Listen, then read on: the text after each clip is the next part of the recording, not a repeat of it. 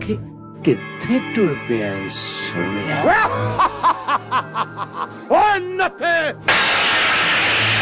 ਜਿੱਥੇ ਅਕਲ ਦੇ ਅੰਨੇ ਕੰਨਾਂ ਦੇ ਕੱਚੇ ਨਹੀਂ ਜਾ ਸਕਦੇ ਓਏ ਕੱਲਾ ਨਾ ਆਕੜ ਮੋਲਿਆ ਪੂਰੇ ਪਾਕਿਸਤਾਨ ਨੂੰ ਪਤਾ ਹੈ ਜੀਓ ਤੇ ਗੇਮ ਸ਼ੋ ਨਵਾਂ ਆਇਆ ਹੈ ਸੋਹਣਿਆ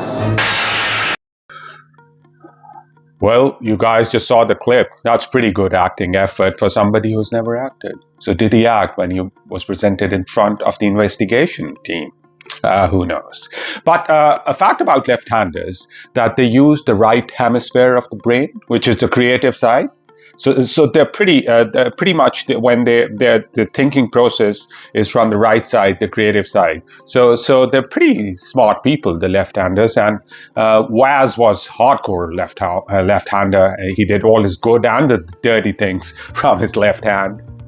Absolute legend of the game. And in my personal opinion, I don't think he ever sold his country for money. Nah. He might have done a bit hanky-panky here and there, just like a Lahori boy, but nothing serious. The biggest thing is, if you notice, is that Imran Khan is a dead honest person, and he kept his association with Wasim Akram. So Imran would have disassociated himself with Waz had there been anything that was related to selling the country for money. I am dead sure about that. So a bit of here, a bit of there, but some naughty things, but I don't think. So we'll just move on to from that chapter and move on. So let's move on from where we left off and try to wrap this thing up. Rashid the Thief and Ahmed Sohail are after him like dogs. And he mentions, I won't read this because this is his last season for Lancashire, and he arrives at Lancashire, and he's a bit happy that there's some support in terms of Dave Watmore was his coach at Lancashire, and he has Neil Fairbrother, the Harvey man, and so he's happy.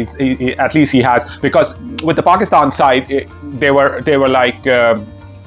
They disassociated themselves. The whole side was like in groups, and there was politics. So this was a better atmosphere for him. It's the last season, and he mentions the matches he plays. He tells the boys to go and enjoy. Let's go out and enjoy ourselves, boys. And then there's a charity match. There's like a charity thing for him at Lancashire where he raises £100,000, and that he says enabled me to pay off the mortgage of our house in Lancashire in Altrincham.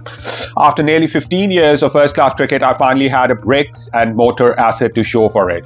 So after playing 15 years, he's able to pay off the mortgage for his house in England. So pretty neat, clean person, in my opinion. Now I'll read you the interesting part. Now he comes to the crux, the thing, the main, the So what do you call the essence of this book, the chapter? So he mentions, it was my homeland now that was problematic. Having realized it could not simply ban players on suspicion of match fixing, the PCB had set investigations in train. Returning to Lahore, I learned that a fact-finding committee chaired by Justice Chaudhry Ijaz Yusuf had collected another bunch of untested allegations from half a dozen current players.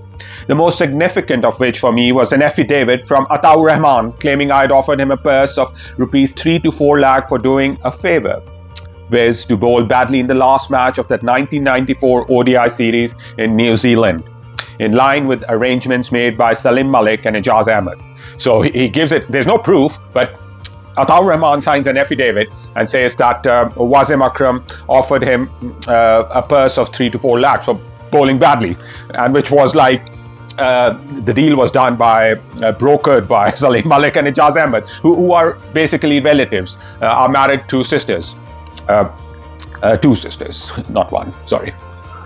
Then he goes on, there was no proof of this, only his word. Nobody pointed out that Ijaz was not actually on that tour. Nobody thought it strange that Ataur Rahman had waited more than 4 years to share this knowledge and had played many games alongside me without protest. Yusuf recommended that Salim, Ijaz and myself be kept away from the Pakistan team and be not considered for selection pending a fully fledged commission of inquiry that would conduct public hearings in Lahore. That is, Justice Yusuf said that just keep him away from the team, him, Salim Malik and Ijaz Ahmed. Then he says it was to be overseen by Justice Malik Muhammad Qayyum as distinguished jurist, assisted by PCB legal advisor Ali Sultan Fazli. There seemed a determination, particularly intense in Majid, to push me out once and for all and to advance a bunch of fresh, seemingly untainted faces for Suhail to lead, including, it was rumored, Majid's son Bazid, Pakistan under-19 captain. So Majid was... He reckons that it was all Majid's thing to push him out and get his son in and for Suhail to lead a fresh team. And so I'll just stop here and we'll continue in the next. I'll keep it short this time. So it's heating up. It's going towards what we... let's see if we can come out with something. But for me, he's innocent. I don't think he's done something major. Probably a bit here and there. Thanks, Paul. ताउर Rahman ने कहा तो मैं ज़रूर बताऊं। राशिद लतीफ़ के बारे में ताउर रहमान ने क्या गलत कहा है? राशिद लतीफ़ ने उससे एफिडेविट लिखवाया, उसी के खिलाफ केसेट बना के जज को पेश कर दी। इससे बड़ी आप सोचे कि वो कहता है कि ये दोस्तों का यारों का यार नहीं, यार मार है, उसी से लिखवा रहा था वसीम के खिलाफ और उसकी केसेट पेश कर दी।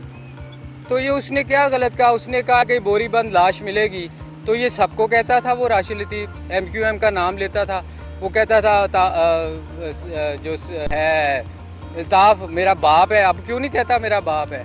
उसने कहा कि क्या कहते हैं ये मैच फिक्सिंग में इन्वॉल्व है, तो आए कसम खाए, क्यों नहीं खाता? इसने सबसे ज़्यादा इस्तेमाल किया। जावेद भाई इसको लेके आए थे, जावेद मियाँ दादी लेके आए थे ना, सबसे ज़्यादा छुरे उसको घूमे हैं। तो दुनिया को आहिस्ता आहिस्ता पता चल रहा है कि कौन क्या है। ये लोगों का इसने क्या किया है क्रिकेट में, मुझे बताएं। ये लोगों को इल्ज़ाम लगा के इतनी जॉबें इसको मिली हुई हैं, और भी पाकिस्तान में 10,000 प्लेयर हैं जो उससे